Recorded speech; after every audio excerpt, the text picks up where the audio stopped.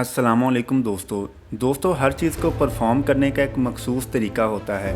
मसलन हम बगैर स्क्रू के किसी नट को खोलना या कसना चाहें तो ये तकरीबन नामुमकिन काम है, मगर इसी काम को स्क्रू की मदद से करें तो ये बहुत आसान है। बिल्कुल इसी तरह हर काम को करने की एक ख़ास टेक्निक होती है जिससे वो काम करना हमारे लिए बहुत आसान हो जाता है।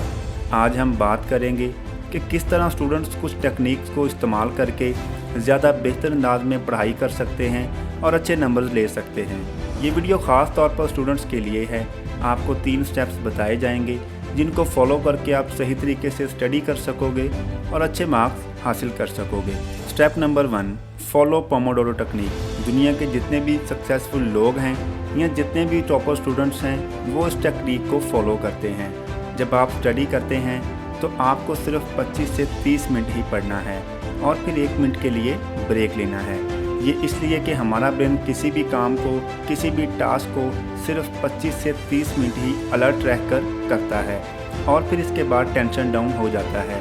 तो अगर आप लगातार 10 घंटे भी पढ़ते हैं तो उसका मतलब यही है कि आपने सिर्फ 25 से 30 मिनट ही सही तरह पढ़ा है, क्योंकि आपका ब्रेन 25 से 30 मिनट ही अलर्ट रहता है। जब आप ब्रेक लेते हैं तो उसके बाद आपका ब्रेन अलर्ट हो जाता है। स्टडी के लिए 8 से 10 घंटे लगातार पढ़ने की गलती कभी मत करें। स्टडी हमेशा 25 से 30 मिनट ही करें, फिर 1 मिनट ब्रेक और फिर 25 से 30 मिनट स्टडी, फिर 1 मिनट ब्रेक। ऐसे ही आपने पढ़ना है और अगले दिन आपको पता चलेगा कि आपके ब्रेन की अलर्टनेस कितनी बढ़ गई है। अगर आप पहले 25 मिनट पढ़ते हैं, फिर ब्रेक लेते हैं और फिर आहिस्ता आहिस्ता कुछ दिनों बाद आपकी अलर्टनेस इतनी बढ़ जाएगी कि आप 2 घंटे भी बिना ब्रेक के पढ़ सकते हैं। Step number 2, make to do list. दोस्तों कभी आप बाज़ार से सामान लेने जाते हैं तो जो सामान आपने बाज़ार से लाना होता है आप उसकी एक लिस्ट बना लेते हैं। वैसे ही जब आप सुबह सुबह उठें तो आप एक टू डू लिस्ट बना लें कि कौन कौन से सब्जेक्ट आपने पढ़ने हैं, कौन कौन से पेपर्स आपने आज कंप्लीट करने हैं। तो जैसे जैसे टास्क कंप्लीट होता जाएगा आप उसके सामने टिक लगाते जाएं, फिर नेक्स्ट सब्जेक्ट पे चले जाएं। जब वो भी कर लें तो उस पे भी टिक लगाते जाएं।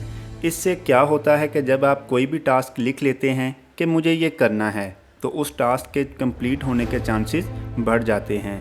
और दूसरी बात यह कि जब आप टास्क कंप्लीट करने के बाद टिक लगाएं तो आपको सक्सेसफुल होने की फीलिंग्स आएंगी।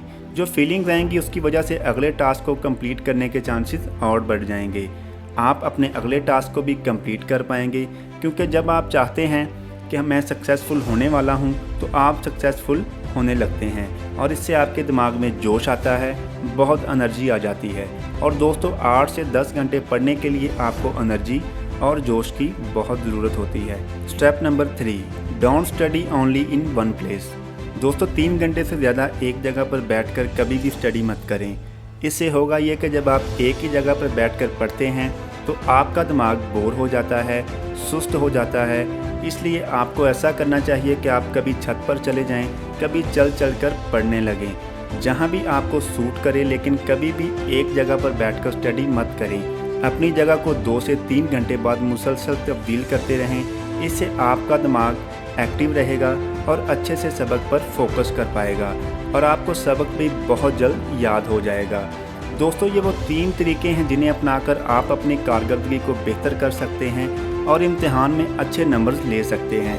इसलिए इन तरीक़ों को अपनी ज़िंदगी में अप्लाई करने की कोशिश करें ताकि आपको हकीकी मायनों में कामयाबी हासिल हो सके।